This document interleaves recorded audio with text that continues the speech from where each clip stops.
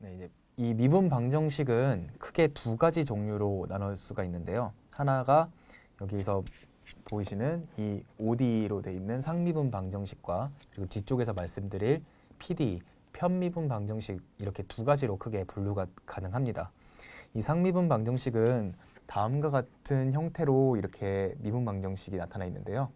이 y가 이제 종속 변수이고 이 y의 도함수들 그리고 이제 x라고 하는 이 독립 변수 하나로 이루어진 미분 방정식이 바로 상미분 방정식이 되겠습니다. 이 상미분 방정식은 이 독립 변수가 하나인 미분 방정식이라고 보셔도 되겠는데요. 이 독립 변수가 하나이기 때문에 상대적으로 편미분 방정식에 비해서 좀 해석이 조금 더 쉽게 되는 그런 이제 간단한 형태를 가지고 있습니다. 이 상미분 방정식에서 이 미분 방정식의 이 차수라고 하는 것은 이 미분 방정식에서의 그 도함수들 중에서 가장 높은 차수를 갖고 있는 그 이제 도함수의 차수가 그 미분 방정식의 차수가 됩니다. 그러니까 요 이제 1차 미분 방정식을 보시면요. 이 방정식에서는 요 x가 t에 대해서 한 번 미분되어 있는 요 항이 가장 높은 차수의 미분 도함수 항이기 때문에 요 미분 방정식은 우리가 1차 미분 방정식이라고 부를 수가 있고요. 이 다음 장에서 간단하게 예를 또 하나 보여드리면 요 함수 같은 경우에는 요 미분 방정식 같은 경우에는 보시면은 y가 x에 대해서 한 번 미분한 항도 있고 x에 대해서 세 번 미분한 항도 있는데 요게 가장 높은 이제 도함수가 되겠죠. 그렇기 때문에 요 미분 방정식은 우리가 3차 미분 방정식이라고 부르게 됩니다. 네, 다시 1차 미분 방정식으로 돌아와서요. 이 dx dt는 마이너스 4x라는 이런 문제를 한번 보도록 하겠습니다. 이때 이 x가 결국에는 이제 솔루션이 되게 되는데요. 이 x라고 하는 요 함수를 이렇게 이제 지수함수 형태로 이제 가정을 할 수가 있습니다. 이 상미분 방정식을 실제 이론적으로 풀 때는 이렇게 해 형태를 가정할 수가 있는데요. 그래서 이렇게 좀 더 그 편미분 방정식에 비해서 좀 더 간단하게 풀 수 있는 그런 장점이 있습니다.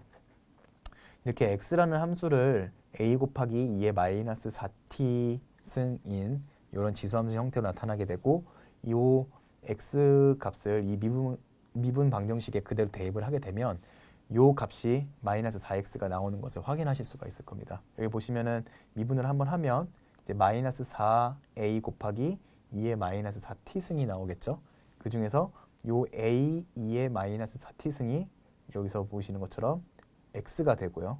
그 x를 여기다 대입을 해주시면 다시 마이너스 4x가 되는 것을 확인하실 수가 있죠. 그래서 요 x가 a 곱하기 2의 마이너스 4t 승으로 나와 있는 요 x가 요 미분 방정식을 만족시키는 해가 된다라고 우리가 볼 수 있겠습니다. 대신에 여기서 이제 이 a는 상수가 되겠고 어떤 값이 들어가든지 간에 이 미분 방정식을 만족시킬 수 있기 때문에 그냥 임의의 어떤 상수다라고 볼 수가 있겠고요. 요 2차 미분 방정식도 마찬가지로 우리가 해를 요런 이제 어떠한 형태로 또 그 가정을 해서 이제 마찬가지로 풀 수가 있습니다. 요 풀이 같은 경우는 일단 넘어가도록 하겠습니다. 네, 이 미분 방정식은 이제 선형 방정식과 그리고 비선형 방정식으로 이렇게 구분을 또 지을 수가 있는데요. 이 선형 방정식이라고 하는 것은 여기 보이시는 이러한 형태로 미분 방정식이 표현이 가능하면 이 미분 방정식을 우리가 이제 선형 방정식이라고 볼 수 있게 됩니다. 여기서 보시면 이 종속 변수 y와 그 y 앞에 붙어 있는 요 AIX의 경우에는 독립 변수로만 이루어진 함수가 붙어 있는 것을 보실 수 있는데요. 이게 만약에 독립 변수가 아니고 종속 변수도 붙어 있어서 종속 변수끼리의 곱이 있는 그런 항이 존재하게 된다면 이 미분 방정식이 이런 형태로 나타날 수가 없기 때문에 그때는 비선형 방정식이다라고 우리가 볼 수 있겠습니다. 그리고 마찬가지로 또 이제 여러 초월 함수들, 그러니까 사인 함수, 뭐 상학 함수, 그리고 로그 함수, 지수 함수 이런 그 초월함 y에 대해서, 그러니까 종속 변수에 대해서 이런 초월 함수가 존재를 할 때에도 마찬가지로 이런 형태로 나타낼 수가 없기 때문에 저희들이 이 비선형 미분 방정식이다라고 표현을 할 수가 있습니다. 이 선형 방정식과 비선형 미분 방정식의 예를 보시면요. 여기서 보시는 것처럼 이런 형태로 저희들이 나타낼 수 있고요. 이 형태를 한번 여러분이 손으로 직접 써보시면 이러한 형태로 나타내실 수가 있을 거예요. 그래서 이 미분 방정식의 경우에는 우리가 선형 방정식이다라고 보실 수가 있고요. 여기서 보시면 sin x 그리고 2의 t승, 그러니까 그 초월 함수가 나타나 있는 것처럼 보이긴 하지만 이 함수들을 잘 보시면 모두 다 독립변수 x, 독립변수 t에 대한 초월 함수이기 때문에 여기서 위에서 말씀드린 그 이제 조건에는 해당하지 않고 종속 변수에 대한 초월 함수가 있을 경우에만 비선형 이제 미분 방정식이 됩니다. 그래서 이 경우에는 아무런 상관이 없고요. 그래서 이 방정식 모두 우리가 선형 미분 방정식이다라고 부를 수가 있게 되는 겁니다. 마찬가지로 비선형 미분 방정식의 예를 말씀드리면요. 이 위에서는 숫자 2로 표현되어 있는 게 이제 y라는 종속 변수가 곱해지게 됐죠. 그래서 이제 y를 x로 미분한 이제 종속 변수, 이 도함수와 또 다른 이제 종속 변수가 서로 곱해져 있는 형태이기 때문에 이 위에서 말씀드린 이런 형태로 이 미분 방정식을 표현하기가 불가능합니다. 그래서 이런 방정식을 이 방정식의 경우에는 우리가 비선형 미분 방정식이다라고 부르게 되는 것이고요. 마찬가지로 위에서는 sin x 2의 t승으로 독립변수에 대한 초월함수가 있었지만 이 아래에 있는 경우에는 sin y 2의 x승으로 모두 종속변수에 대한 초월함수가 있게 되죠. 이런 경우에는 아까 말씀드린 대로 이 위에는 이런 형태로 미분 방정식을 표현할 수가 없기 때문에 이 아래에 있는 이 방정식들도 저희가 비선형 방정식이다, 비선형 미분 방정식이다 라고 부를 수가 있게 되는 것입니다. 선형과 비선형 미분 방정식으로 나눌 수도 있고, 우리가 이제 호모지니어스, 그러니까 재차 방정식과 넌 호모지니어스, 비재차 미분 방정식으로도 이 미분 방정식을 분류를 할 수가 있는데요. 이 앞에서 보셨던 이 형태에서 이 Rx에 해당하는 항이 0이 되면 이 미분 방정식을 우리가 호모지니어스, 그러니까 재차 미분 방정식이다라고 표현을 할 수가 있고요. 이 Rx가 0이 아닌 경우에는 당연히 넌 호모지니어스, 그러니까 비재차 방정식이다, 미분 방정식이다라고 저희들이 표현을 할 수 있겠습니다. 그리고 요 캐노니컬 폼이라고 기본 형태의 미분 방정식이라고 표현을 하는 것은 어떤 것이냐면요.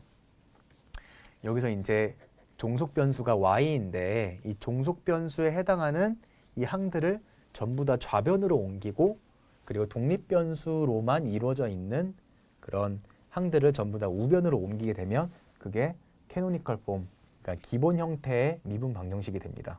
그러니까 원래 있던 미분 방정식 그냥 형태만 바꿔놓은 건데요.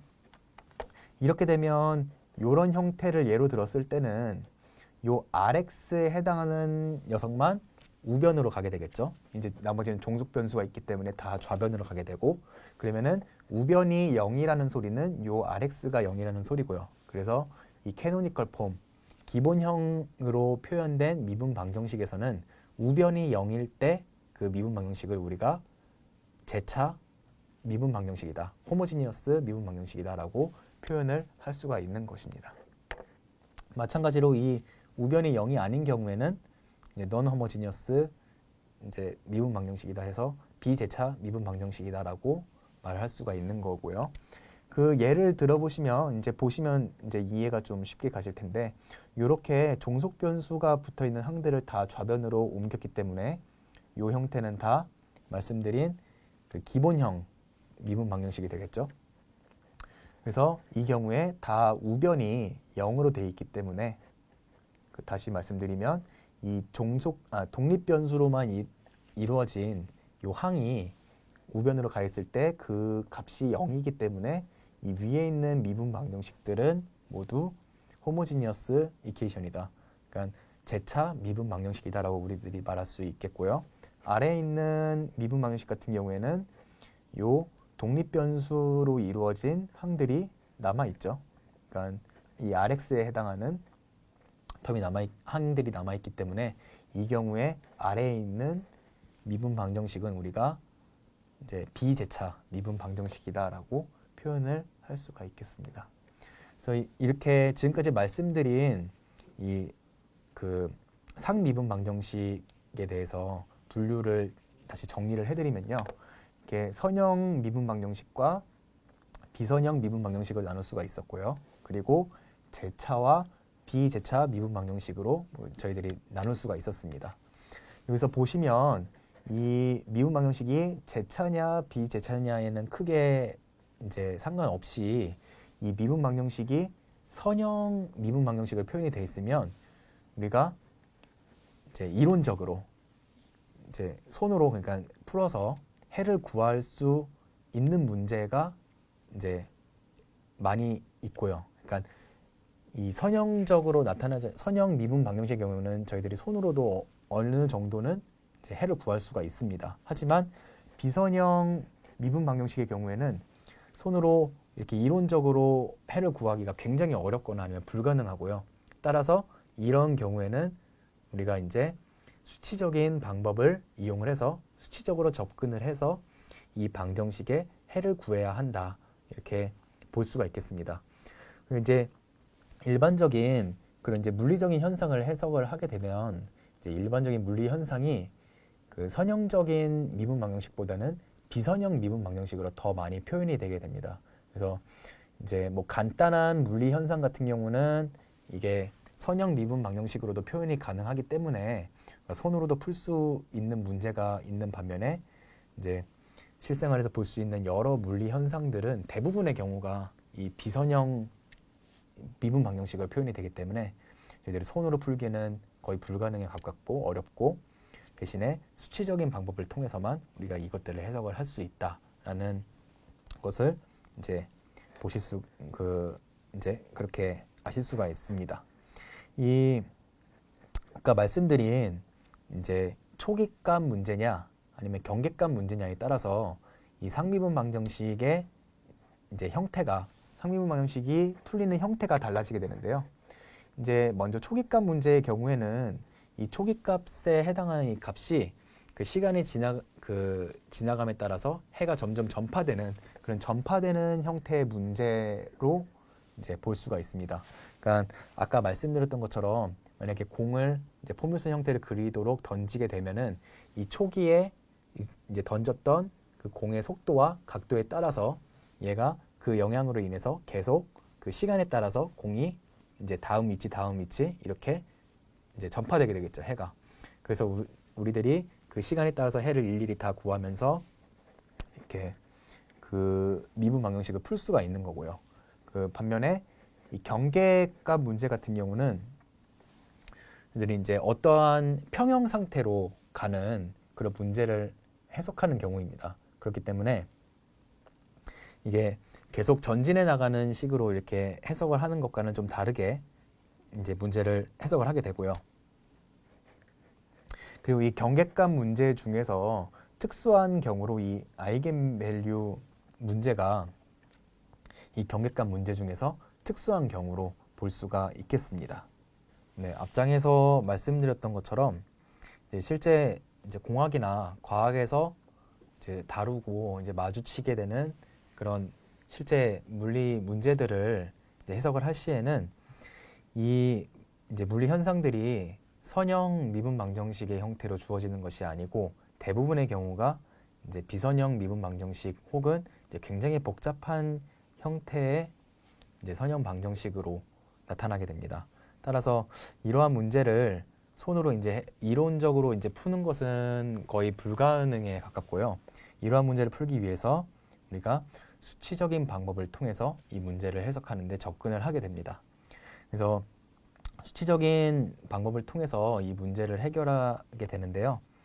이제 아까 말씀드린 것처럼 이 상미분 방정식은 이제 초기값 문제와 그리고 경계값 문제 이렇게 두 가지로 분류를 할 수가 있는데요. 초기값 문제는 말씀드린 것처럼 처음에 있던 그 초기값이 이제 해가 점점 이렇게 전파돼 나가는 이제 전진해 나가는 그런 식의 해가 이제 그 거동을 보이게 되고요. 반대로 요 경계값 문제 같은 경우에는 경계값이 주어지고 이 해가 어떤 평행 상태로 이제 가게 되는 그런 이제 해가 그러한 거동을 보이는 이런 문제라고 볼 수가 있습니다. 그래서 이러한 이제 서로 다른 거동을 보이는 문제이기 때문에 당연히 이 두 문제, 그러니까 초기값 문제와 경계값 문제에 적용하는 그런 수치적인 방법도 당연히 서로 다른 방식의 방법이 적용이 되게 됩니다. 그래서 여기 보시면 이제 초기값 문제 같은 경우에는 여러 가지 또 이렇게 방법들이 있고요. 뭐 테일러 급수 방법, 오일러 방법, 굉장히 유명한 이 문계쿠타 방법 등등 이렇게 여러 가지 방법을 적용해서 이 초기값 문제를 풀 수가 있겠고요. 그리고 뭐 슈팅 메소드라든지 아니면은 유한차분법 이런 방법들을 이용을 해서 우리가 경계값 문제 또한 이제 해석을 할 수가 있게 됩니다.